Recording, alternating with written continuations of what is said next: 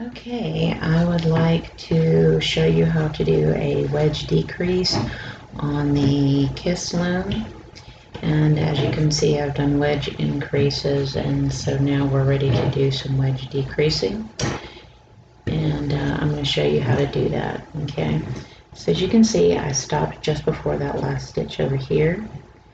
And what you want to do is you want to pick that stitch up, and you want to put it onto the first peg of your wedge.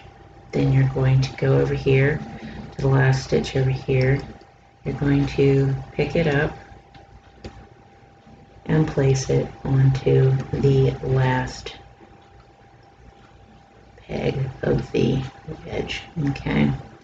Then what you want to do is push the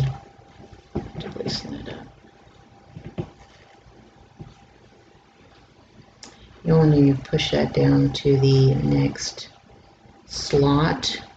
Okay, so the next slot, and when you do that, you tighten it back up. Okay, and then what you want to do now is work like normal, and so that's not real difficult. You're just going to knit the 2 stitches over when you do it.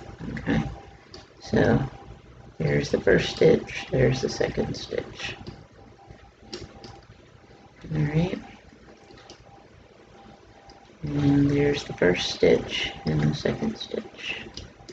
And that is how you do a wedge decrease on a Kiss Loom.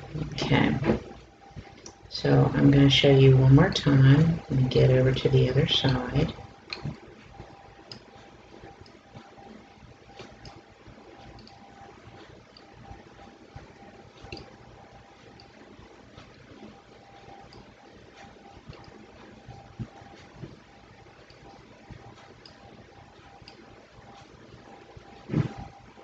Okay, and just knit those over.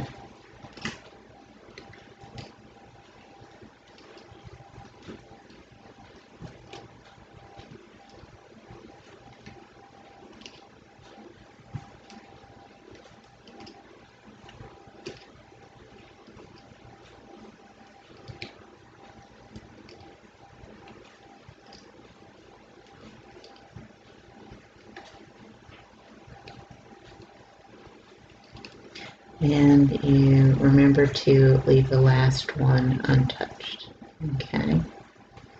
So now what you want to do is you want to pick up that last stitch and move it over.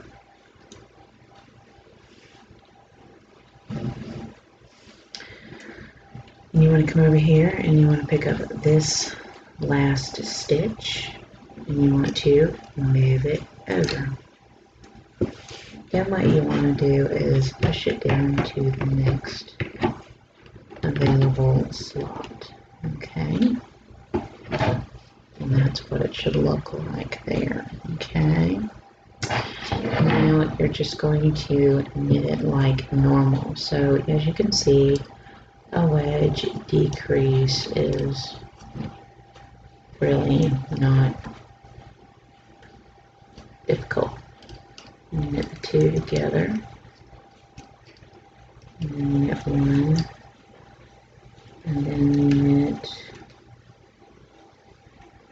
the 2 together. Okay, so that is how you do a wedge decrease on the Kiss Loom. If you've been watching a lot of the stuff that I do, and that's a wedge decrease there. It's a wedge increase, and you really can't tell much of a difference. Okay, and I am making a sock, and I know that this looks weird, but this is actually the heel area, and these are going to show up on the side of the foot. And what I'll do is I'll stretch out in that heel area that is the widest part of the foot, and it should do it nicely. Okay, so that is how you do a wedge decrease on the Kiss Loom. Okay.